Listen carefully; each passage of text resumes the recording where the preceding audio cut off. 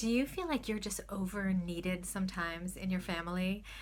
My daughter sometimes says to me, Ima, stop chewing with your mouth open. And I say to her, no wonder I'm chewing with my mouth open. Like, what do you expect? Everyone's just asking me questions all the time. So I feel like this, need, well, we don't really have this need to be needed anymore. We kind of have this need not to be needed, to be able to take a vacation and for no one to notice that we're missing. But I'm thinking about growing old actually now. I'm thinking about my parents, and I actually still have a grandmother who's living. And the need that that people who are older have to be needed is very different when you don't have it so much in your life. And I'm also reading the end of Vayechi, the end of the book of Breshit, of Genesis, and I'm seeing how this really plays out as a kind of impulse that that elders have. So Yaakov brings together, he will convene all of his children and will bless them. But he does something interesting. He also says to Joseph, his son, bring your children, Joseph, bring Ephraim and Manasseh to me because I want to bless them.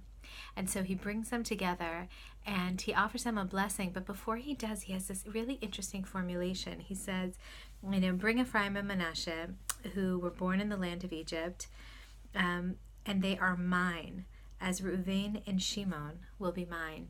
So, just the sense of being an elder and seeing in your grandchildren you and your legacy perhaps, and wanting to almost possess them, to kind of cultivate and deepen that connection that you have with them, and to bless them and to offer them blessing. So I just see this impulse played out in a very real way. There's been so much written about aging and how we treat the elders in our lives and in our communities.